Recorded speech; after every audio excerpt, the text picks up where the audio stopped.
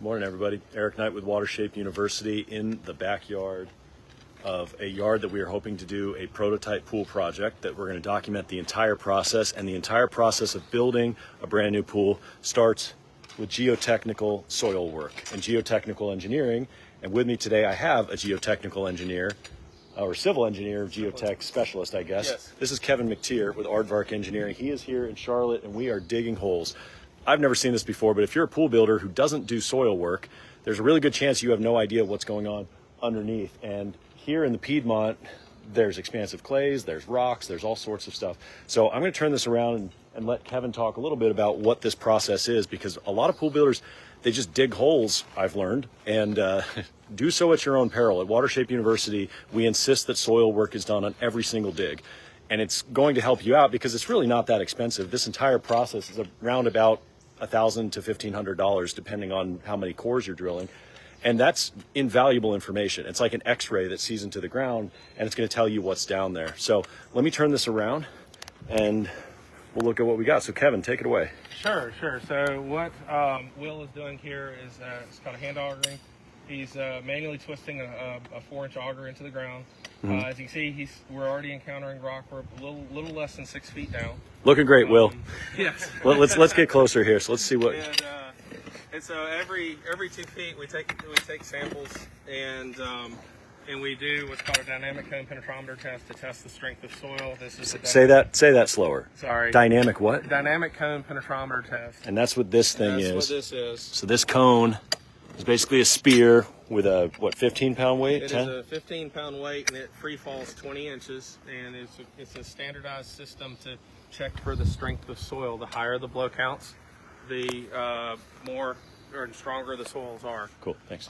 This is a sample of the residual soils. It is it's at 5 feet. Okay, yeah. So we're hitting refusal at 5 feet, or hitting close to refusal at 5 feet. Meaning rock? Rock, yes. So some of the samples you can see here. This is a granite-based rock.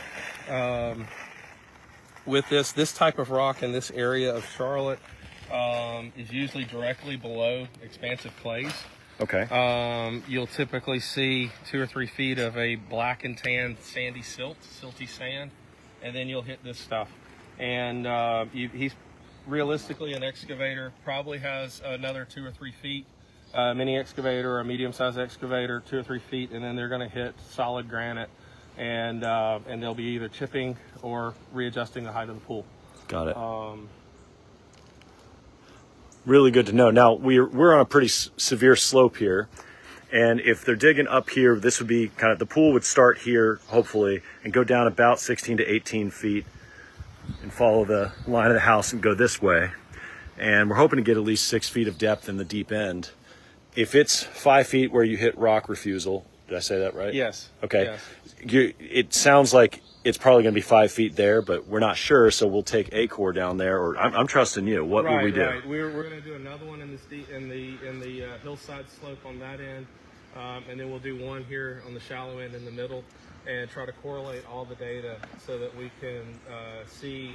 I'm anticipating refusal depth probably down here.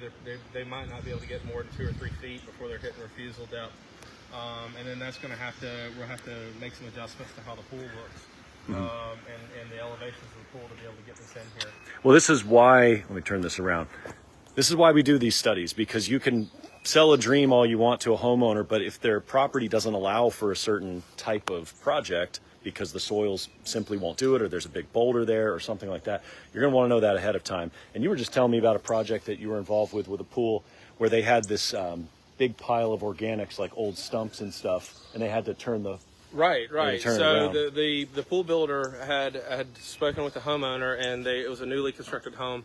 They felt like that there was some organics left in the background, and meaning that when they cleared the lot, they buried the trees in an area.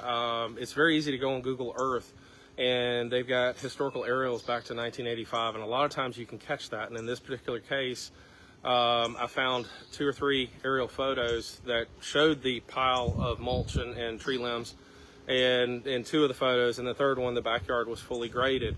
And so we had an idea where to drill, and sure enough, they buried the trees, the tree limbs, tree stumps. Well, keep talking. I'm going to show what they're doing here. They're filling back in the hole. Yes, we try to leave it so you don't even know that we're here. That's lovely. And but yeah, so the pool builder was able to flip the pool because we found the organics, and so they put the deep end where they were going to have to haul off the organics. Right. The shallow end was perfectly fine soils. Nice. And it saved, I can't imagine, $20,000-$30,000 in changes to the homeowner. That's wonderful. Yeah, it doesn't really matter which direction the pool faces in this project, so we're in luck there. Now, you work with a lot of pool builders, which is good. What kind of problems have you seen when soils were ignored? Because you get the calls. Oh, easily pool cracking, pool shifting. I've seen pools out of level up to 3 inches from shifting.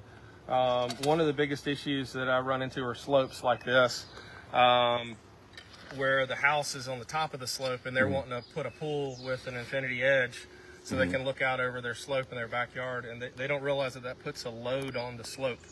So unless you have really, really solid soils, more than likely that pool has a chance to shift. So you have to be able to design around that, either with a foundation system or extending pool walls down to really lock it into the slope scenario. Right. Now, we do teach turn that around. We do teach a geotechnical engineering short course. We also go through this pretty in depth in our 24-hour construction school, C2111. We'll be offering that class in Hawaii. We'll be offering it at our education vacation in Phoenix, December 4th, 5th, and 6th. And we'll be offering it in the Northeast show in January as well. If you have any questions, you can visit watershape.org. Not only why we do this, but if you are in the pool construction game, you're thinking about selling something, this is probably the best money you can spend up front, because it's going to start, I hate to say the word limit your options, but it's going to basically define your options. It's going to tell you what is and is not possible, and then you can go from there and have honest conversations with homeowners and separate yourself. Because if any pool builder comes in here without a soil study and they just offer anything and then come to find out, can't do it, the soil won't allow it, that's not a good look. So it's better to know and include that up front, because you're going to need it. We won't allow any of our projects to go on without soil studies.